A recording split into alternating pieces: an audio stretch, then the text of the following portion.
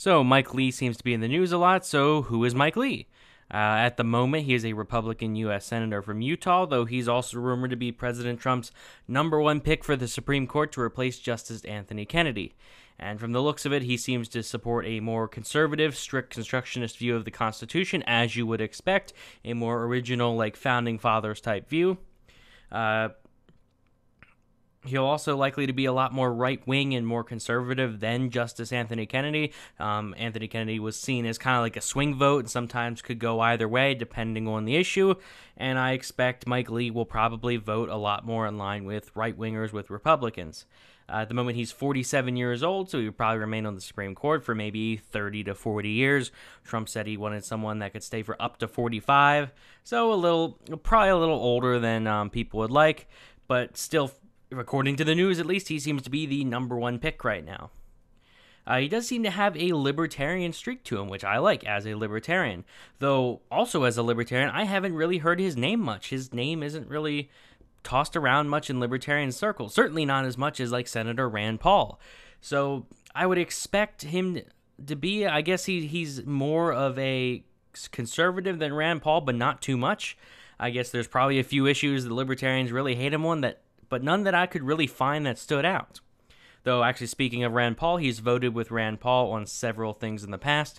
He's voted against major defense bills, which is completely different from most Republicans.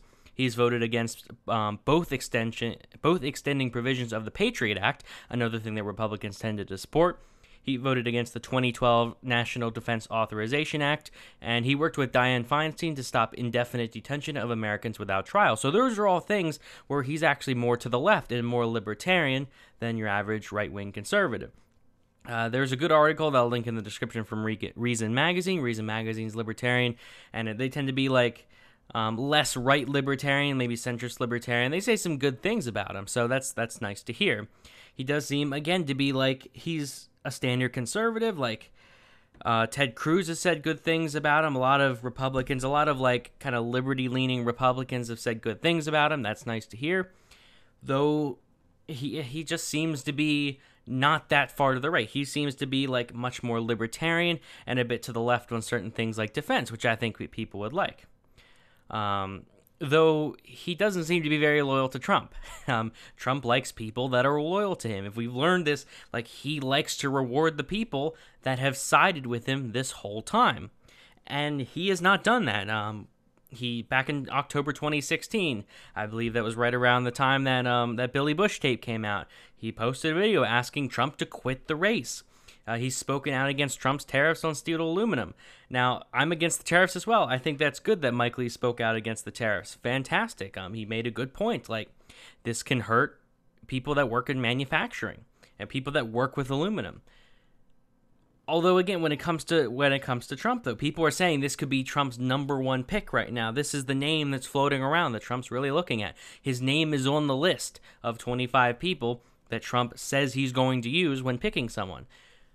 Though, again, he doesn't seem to be that loyal, which could count against him. And, again, he's a little bit older than I think would be preferable. So who knows if he will actually get picked. But basically, I'd say if you're a like super like Republican, establishment Republican type conservative, you probably won't like him that much. If you're more of like a Rand Paul libertarian, there's not much to complain about. He seems pretty great.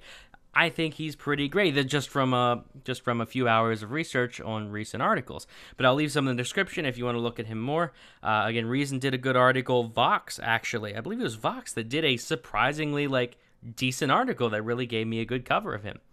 But let me know what you think of Senator Mike Lee. He seems to be, again, a good pick. And if you're on the left, he seems to be a bit further to the left on certain issues, like certain libertarian issues, than a lot of the other picks. He could be the best option here. He's not terrible when it comes to war. He's not a warmonger. And again, I guess a lot of these issues, especially when it comes to foreign policy, really won't apply too much with the Supreme Court.